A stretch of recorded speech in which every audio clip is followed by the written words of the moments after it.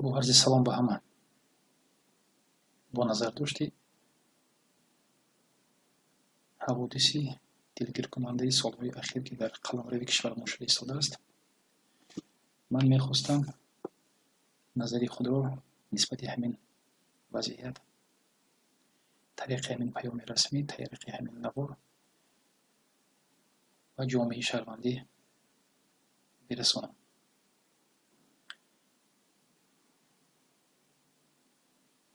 ҳоло ман дар яке аз кишварҳои аврупоӣ муваққатан зиндагӣ дорам.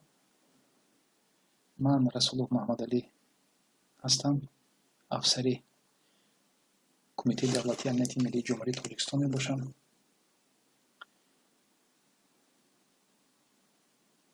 фаъолияти расмии худро дар ҳамин кумита аз соли 1997 оғоз намудам. ҳамчун корманди оперативӣ дар чанд раёсатҳои оперативии марказии ҳамин кумита фаъолият намудам ва аз охири соли 2003 аввалҳои соли 2004 фаъолияти ғайрирасмии худро дар қаламрави Федератсияи Русия ва баъдан дар баъзе кишварҳои аврупоӣ идома додагӣ ҳастам.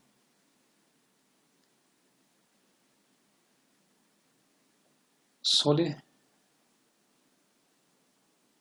2015 бо фармони пӯшидаи роҳбарияти кумитаи давлатии амнияти миллии ҷумҳурии Тоҷикистон дар қаламрави Федератсияи Русия як гурӯҳи махсуси корӣ,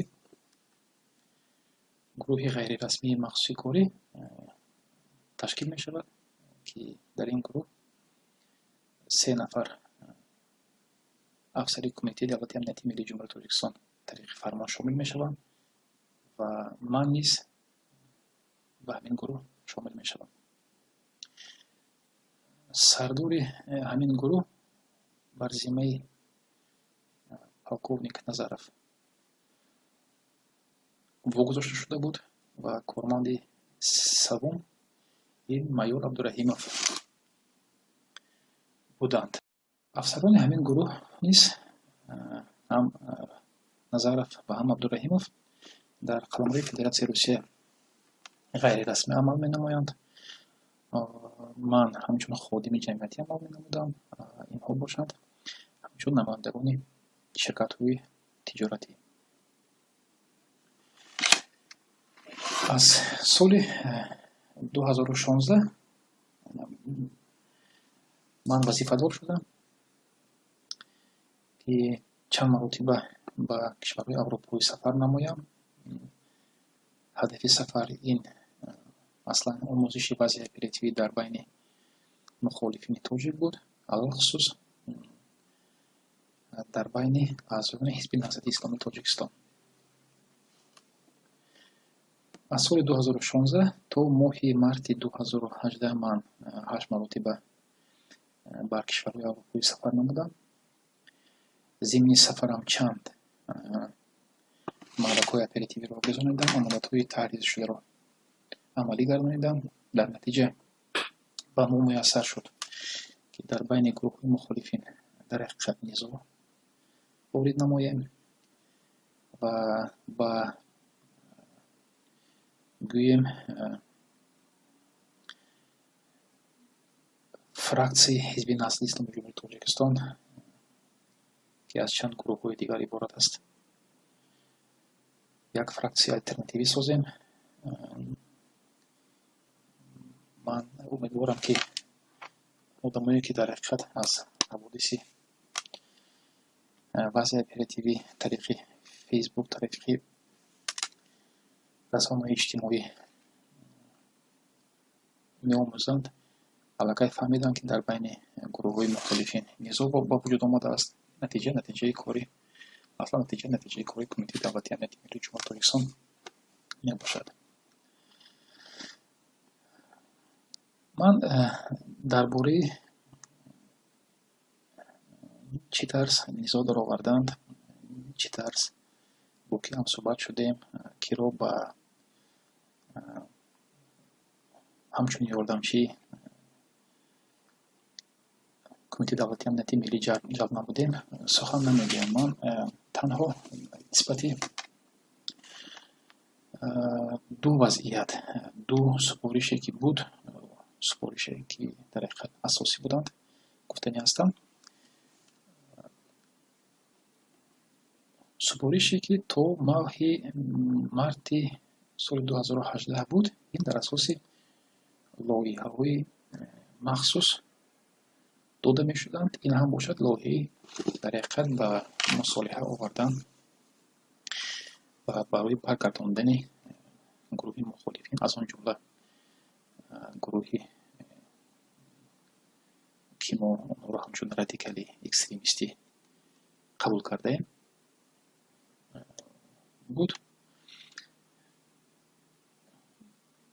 افسوس میخورم که همین لایحه تا آخر حل خود را نیافت. ماه فوریه همین لایحه در حقیقت شکست خورد، برهم خورد، زیرا رهبریت کمیته اطلاعاتی امنیتی ملی جمهوری تاجیکستان به همین لایحه یک نقطه گذاشتند که همین لایحه عملی نشود. این هم باشد لایحه مصالحه بود.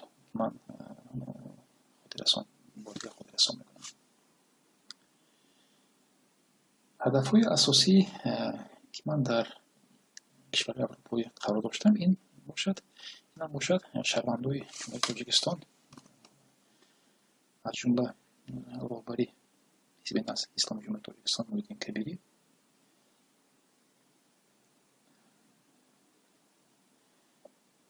دیگر اعضایان گروه مخالفین از جمله شرافالدین گدویف، شمس‌الدین سعیدوف، روشن تیموریان، تیمور برقی و دیگران بودند. اصلا من هنگام بود و باش در کشورهای اروپایی من با این شخصان چند مرتبه با هم صحبت شدم و بعضی از این شخصان پیشنهاد رهبریت برای برگشتن را پیشکش نمودم و گفتنی هستم که این شخصان در حقیقت راضی بودند که برگردند و تنها یک شرط را گذاشتند. گفتند که اگر که با شرطی که مخالفین سیاسی از زندان آزاد شوند ما میتوانیم در یک شبانه روز همه مسافرانه البته به تاجیکستان برگردیم. یک خاطررسان مینمایم که همین طرح مصالحه رو با مخالفین اصلا ما با یک از مخالفان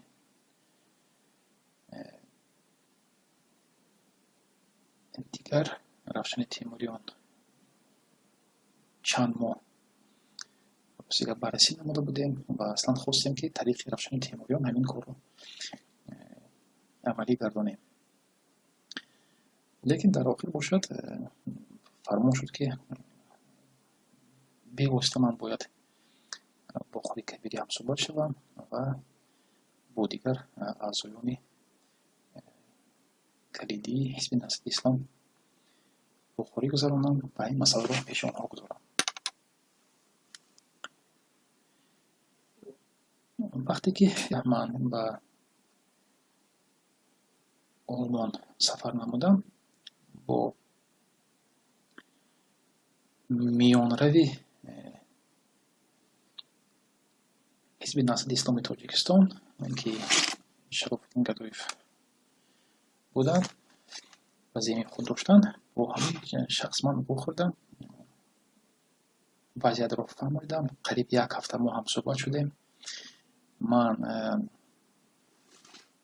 وضعیت را به مسکو و نظرف میفهمیدم، نظرف به رهبریت کمیته میرسانید و رهبریت کمیته تصمیم گرفتند که باید شرافالدین گدویف با خود Ятимов ҳамсӯҳбат шаванд дар ин мавзӯъ. Вале бо кадом сабаб бошад, ман инро баъдтар фаҳмидам сабаби аслиашро. Ҳангоми ҳамсӯҳбат шудан, Ятимов ба Кадуев мегӯянд, ки шумо он гурӯҳҳоро як тараф гузоред, бо онҳо ҳамроҳ нашавед, шумо гашта баргардед, ман шуморо шахсан қабул менамоям ва тиҷорати шуморо барқарор менамоям ва дигар шароити имтиёзҳоро барои шумо пешкаш менамоям. рости аз ҳамин суҳбат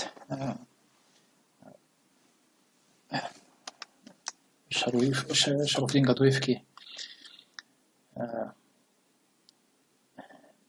мехост дар бораи вазъи объективии мухолифин ҳамсӯҳбат шавад ва фаҳмонад, Шарофиддин Кадуев пас аз шунидани ҳамин суханҳо аз тарафи Ятимов дар ҳақиқат ҳайрон шуд. Гуфт, ки чаро шумо чанд вақт дар бораи мусолиҳа ҳамсӯҳбат шудед? Ба ман гуфт, вале роҳбари кумита мегӯянд, ки мусолиҳа бо ҳизби насаб намешавад, танҳо худат баргард ва дигар бачаҳое, ки ба ҳамин гурӯҳи ба ҳизби насаби Исломи Тоҷикистон шомил нестанд, дигарҳо метавонанд баргарданд. аз ҳамин хотир ман ҳам рости гап аз натиҷаи ҳамин гуфтугузор, аз натиҷаи хулосабарорӣ, натиҷаи роҳбари кумитаи давлати амнияти миллии ҷумҳурiyati Тоҷикистон дар ҳақиқат нигарон шудам. Ман ба Москав баргаштам. вақте ки ман ба Москав баргаштам, роҳбари ман полковник Назаров маро қабул карданд. мо ҷаласаи гурӯҳи корро ташкил додем ва дар ҳамин ҷаласа роҳбар гуфтанд, ки тарҳ ё лоиҳаи мусолиҳа бо гурӯҳи мухолифин, алахусус бо ҳизби насаби Исломи Тоҷикистон ва бо дигарон намешавад. тарҳи нав аст, лоиҳаи нав аст ва дар ин тарҳ гурӯҳи кори мо бояд иштирок кунад. ва тарҳи нав ин буд, ки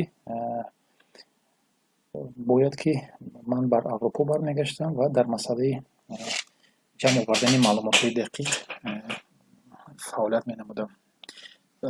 мавзӯи тарҳ ин ба қатл расонидани роҳбари ҳизби насаби Исломи Тоҷикистон, шаҳрванди ҷумҳурiyati Тоҷикистон Муҳиддин Кабирӣ буд. барои амалӣ сохтани ин лоиҳа ба гуфти худи полковник Назаров бояд, ки дигар намояндагони дигар ниҳодҳои қудратии Тоҷикистон бояд ҳам ширкат мекарданд. вазифаи асосии ман вақте ки ба Олмон баргаштам, бояд, ки дар ҳақиқат бо мухолифин бояд наздик мешудам, аз он ҷумла бо Муҳиддин Кабирӣ наздик мешудам ва аслан дар мавзӯи ҷои истиқомати Муҳиддин Кабирро муайян мекардам, фарзандони Муҳиддин Кабирро муайян мекардам, аҳли хонаводагиашонро, бо кадом роҳ куҷо мераванд, кадом шаҳрҳоро ба кадом шаҳрҳо сафар менамоянд, сафари корӣ доранд, худи Кабирӣ дар куҷо хӯрок мехӯранд, дар кадом қаҳвахона бисёртар хӯрок мехӯранд, дар кадом биноҳо медароянд, мебароянд, дар кадом мошин мешинанд, чӣ хӯрок мехӯранд. ҳамин ҳама маълумотҳо мо бояд ба марказ равон мекардем. бори дигар таъкид мекунам, ки дар амалиёти дар тарҳе, ки аз тарафи кумитаи амнияти давлати миллии ҷумҳурiyati Тоҷикистон, ки бевосита куратори ҳамин тарҳ Ятимов буданд, вазифаи гурӯҳи мо ин ҷамъ овардани маълумотҳо буд. танҳо барои куштори Муҳиддин Кабирӣ албатта кормандони махсус бояд, ки ба Аврупо сафар менамуданд. бори дигар таъкид менамоям, ки он нақшаи суиқасд ба ҷони Муҳиддин Кабирӣ, яъне ба қатл расондани Муҳиддин Кабирӣ, он тарҳ